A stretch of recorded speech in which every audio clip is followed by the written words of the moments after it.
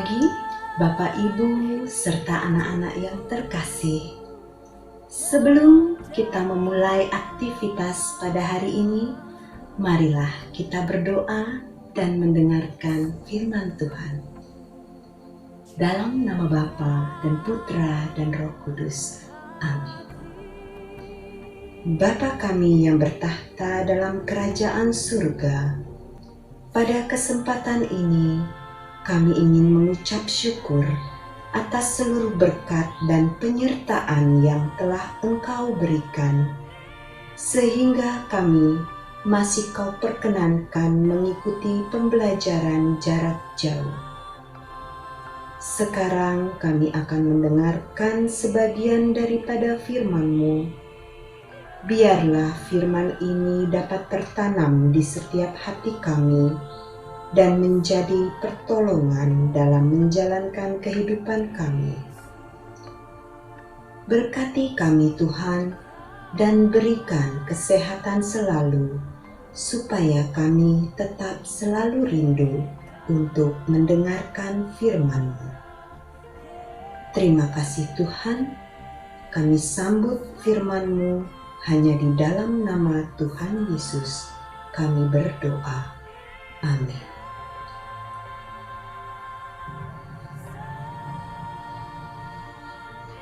Mari kita mendengarkan sabda Tuhan.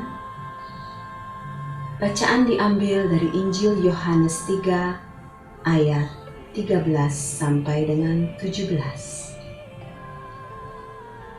Tidak ada seorang pun yang telah naik ke sorga selain daripada Dia yang telah turun dari sorga, yaitu Anak Manusia.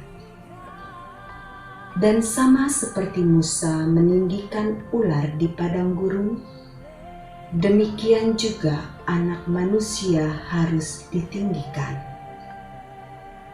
supaya setiap orang yang percaya kepadanya beroleh hidup yang kekal. Karena begitu besar kasih Allah akan dunia ini, sehingga Ia telah mengaruniakan Anaknya yang tunggal, supaya setiap orang yang percaya kepadanya tidak binasa, melainkan beroleh hidup yang kekal. Sebab Allah mengutus Anaknya ke dalam dunia bukan untuk menghakimi dunia, melainkan untuk menyelamatkannya oleh Dia. Demikianlah firman Tuhan. Bapak, Ibu, dan anak-anak yang dikasihi Tuhan, hari ini Gereja Katolik merayakan Pesta Salib Suci. Pesta Salib Suci hendak mengarahkan mata jasmani dan mata batin kita kepada Tuhan Yesus yang tersalib. Dengan memandang salib Tuhan Yesus, kita belajar dua hal yang sangat penting. Pertama, kita murid-muridnya disadarkan dan diingatkan kembali mengenai pengorbanan Yesus yang sungguh luar biasa di atas kayu salib. Bisa kita pastikan bahwa tidak ada manusia di dunia ini, baik sebelum Yesus maupun sesudah Yesus, yang mengalami penderitaan dan siksaan yang begitu berat dan mengerikan seperti yang dialami oleh Yesus. Dan salib menjadi puncak seluruh derita dan sengsara Yesus. Namun, sebelum Yesus sampai di atas kayu salib, Yesus terlebih dahulu mengalami hinaan yang paling keji dan tidak mengenal batas. Yesus diludahi, diolok-olok, dicambuk, bahkan pakaiannya ditanggalkan. Padahal pakaian menjadi pelindung martabat dan harga diri seseorang. Orang yang ditelanjangi dengan cara yang keras dan kejam adalah tindakan merendahkan harga diri seseorang. Maka, ketika kita mendapatkan perlakuan yang tidak adil atau tidak dihargai dan diabaikan orang lain, kita ingat dan sadar bahwa Tuhan Yesus yang kita imani sudah terlebih dahulu mengalaminya. Bahkan apa yang kita alami pada saat itu belum sebanding dengan apa yang telah Yesus alami. Hal kedua yang kita pelajari dari pesta salib suci adalah bahwa salib yang sebelumnya menjadi tanda kehinaan telah diubah oleh Allah menjadi tanda kemenangan. Artinya, salib bukan lagi sesuatu yang memalukan. Tuhan Yesus memanggul salib tanpa rasa malu. Sebab Yesus memanggul salib bukan sebagai seorang penjahat atau pendosa, melainkan sebagai orang benar. Artinya, kita tidak perlu malu jikalau kita menderita karena ketidakadilan atau karena keberadaan kita sebagai pengikut Yesus.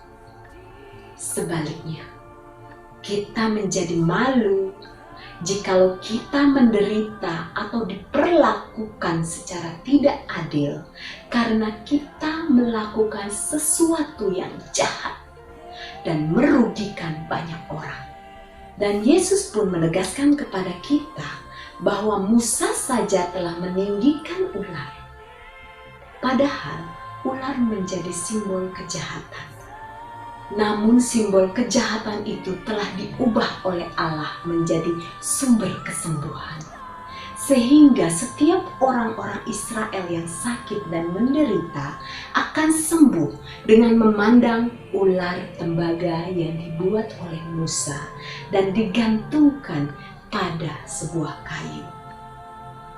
Maka dapat kita bayangkan, jika ular saja yang ditinggikan dapat memberikan kesembuhan, apalagi jikalau kita meninggikan Yesus, maka kita akan memperoleh keselamatan. Marilah kita hening sejenak. Apakah selama ini kita sudah menyadari bahwa salib Yesus bisa menyelamatkan kita jika kita sungguh-sungguh percaya kepada Yesus?